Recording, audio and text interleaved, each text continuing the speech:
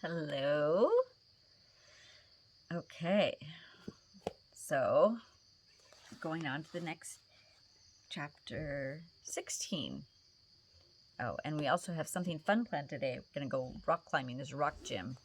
And so the kids are looking forward to that. I actually have to go buy more furniture for our guest house because now we have some people who have fled from Rangoon, the fighting, trying to figure out how to make this less backlit. That's kind of that might work. What can I put behind this?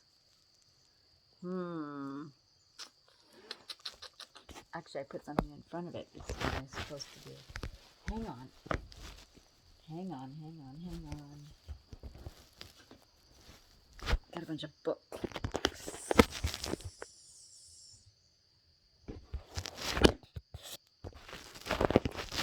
Oops. Does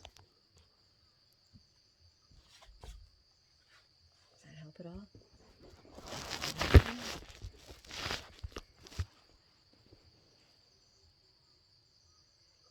That helps.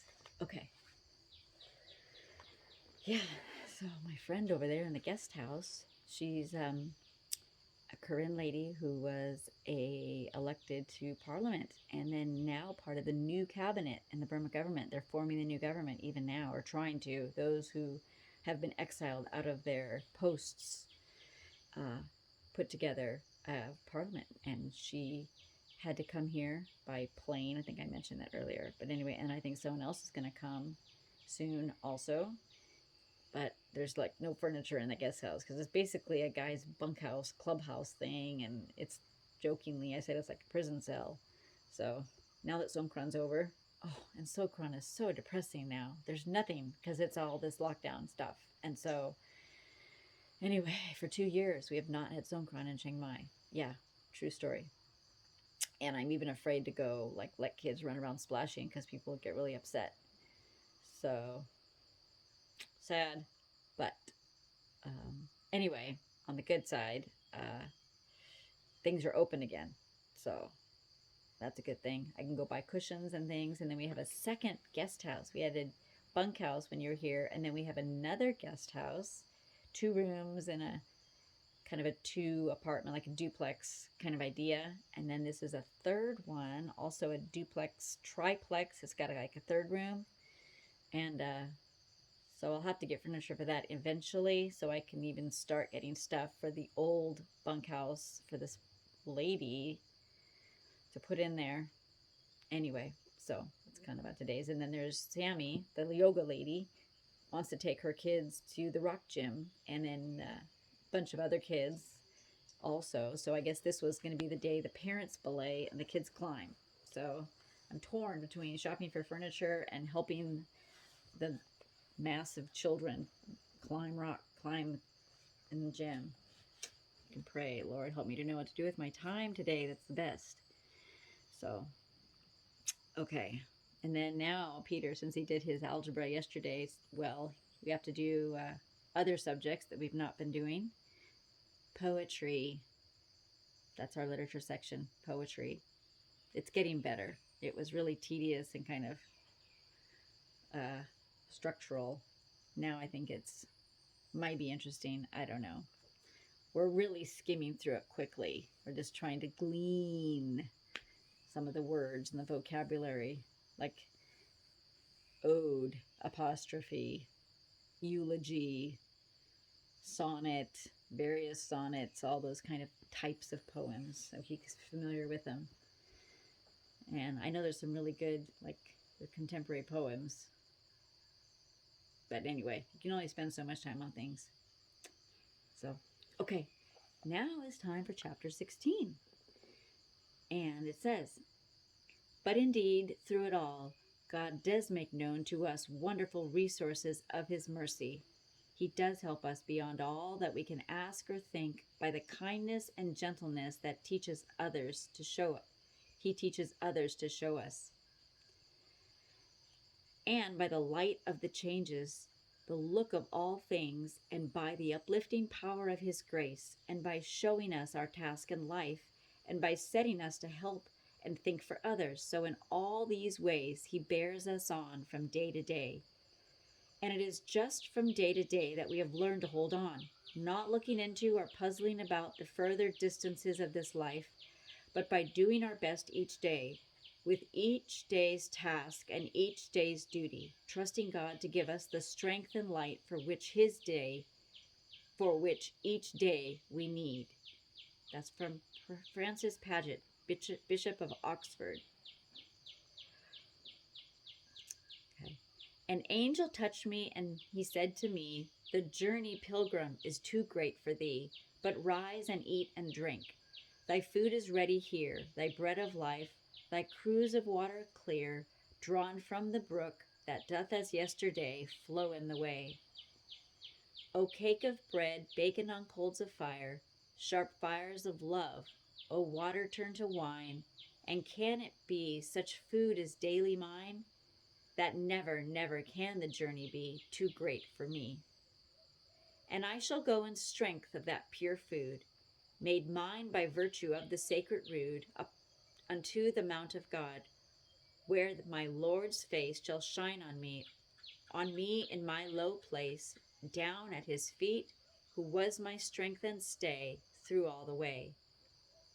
O cake of bread baken on coals of fire, sharp fires of love, O water turned to wine, the word is true, this food is daily mine, then never, never can the journey be too great for me. Okay, and this chapter is Let Me Be Beautiful. Boy, and I remember I really liked this book because it talked about challenging, like, real life things, but some of them are hard. But anyway, I still am really thankful, and I am reminded of all the most important things. Truly, truly. Anyway. And do this together. Don't shy away from it. Don't. Dive into the wave. Shortly before Ponema left us, a letter came from the sea where a little girl called Cuckoo had been saved from destruction. The letter said that her guardians demanded her back. If we did not send her back, they would charge us with kidnapping. We had no sufficient defense, for though we knew their purpose was bad, we could not prove it, and we had not the signed statement that would have shattered a kidnapping case. But we could not give the child to perdition. As with Jewel, so with Cuckoo, there was a compelling must. Cost what it might, we must save her. We had learned that the best way to protect such a child was to put her in some safe place pending the decision of the court. We could not always depend on a brave guest or on the cooperation of fellow missionaries, so the only thing to do was to put Cuckoo where she could not be found, and, if things went against us, to say that we had done so and take the consequences, 7 years imprisonment. But Ponema lay dying. We had been with her through months of suffering, and she had counted on us to be with her to the end. How could we leave her? But do not think of me, she said to that. In the gathering up of the love of the years, she said it, do not think of me. It was impossible for any English person to travel unobserved with an Indian child. We had no Indian women who could do it. But there was one who could do it, Arul Dasan, he who had narrowly escaped, having his eyes filled with pepper because he would not turn from his Lord Jesus. He was a young man now, and he was with us. He listened as we told him what it might cost if things went wrong. We did not know how the law would regard him in this manner. It might be impossible to shield him, even though we declared ourselves responsible. Opposite to us, as we talked, hanging upon the wall, was a picture, the Vigil. I took it down and gave it to him. Keep your vigil, I said, and he took the picture with him. That night he kept his vigil and received his sword and buckler, the empowerment from on high. And yet it was in fear and in much weakness that he started, and it was a worn and weary Arul Dasan who returned 6 days later. He told us that on the second day, in a houseboat on the backwaters of Travancore, as he sat with little Cuckoo nestling close to him, a group of men stood talking in the stern. Look at that child, said one of them, and spoke of the criminal case about to come on in Madras. The two men dropping their voices and went on talking, glancing around again and again at him. The loss of little Cuckoo, prison. Arul Dasan faced both in that hour. And the Akals, the Indian sisters, how show the temper of their steel? After Arul Dasan had started on his journey, we gathered them together and told them everything. They were all young, inexperienced, timid by nature, and terribly afraid of the word of prison. There was a breathless silence as they listened. Consternation was on every face. It was to them an unutterable thing that this might be appointed to the one they counted mother. It could not be, but it might be. It might be within a week. It did not appear to help them much to be reminded that in olden days prison was usual. The martyr stories, they seemed to think, belonged altogether to another order of life. It shamed me they could feel so. We seemed to have wandered far from the place where suffering for our Lord's sake was accepted as a matter of course. I had been a poor leader to the girls if they failed now and were not willing to let me go. At last someone spoke. Will it not possible to have a butil? Butil means one who does something instead of another. And from all around the group came the one word. Will it not be possible? Then more earnestly still, oh, let me be butil. Yes, up to 7 years imprisonment. Let me be butil. I looked round the group. Arulai, our star child, though so many nights. Papamil, fragile as a flower. Rukama in her young brightness. Lola and Leela, those fast friends. The little elf, now grown up. And Ponimil's daughter, she was there too. That her mother would have said, do not think of me. He had asked of him the ultimate service, as a friend should, is one of John Buchanan's unforgettable sentences. Here was an ultimate service we would never have asked, but it was offered. It was even pressed upon us. But never was I so thankful that the law does not accept a butil. Next day a telegram came. Criminal case dismissed. Why is the tiniest incident attending the silver shock of joy photographed forever upon the memory? I can see the servants washing up on the back veranda where the telegram was handed in. Hear the clatter of cups and plates, see the coolie waiting unconcerned for his pay. How inadequate the sixpence we gave him appeared, how little he knew what he brought. Then, up from everywhere, raced dancing waves of blessed glad relief. Gone were the anxieties about how the other children would be protected. Gone was the fear of having to lay too heavy a burden upon willing fellow workers, for conviction in court would have meant prison, and prison would have meant just that for them. Gone that other nightmare, fear of seeing Arul Dasan disgraced before the world. Gone the dread of detestable publicity. Gone was everything that had pressed so heavily for weeks. And yet, we knew that we must not relax. For a while we did not know how things would be. Surely the 2 stories of Dothan were written for such times. Mountains full of horses and chariots of fire for Elisha, empty blue sky for Joseph, and bare hillside. How could we know which of these was to be an answer for us? So we had asked for a heart prepared for either, and knew that he would understand the human in us that hoped our Dothan would be Elisha's, and it was. He has been so kind about other things that we have no doubt but that he will take care of this too, said a loving servant of his once.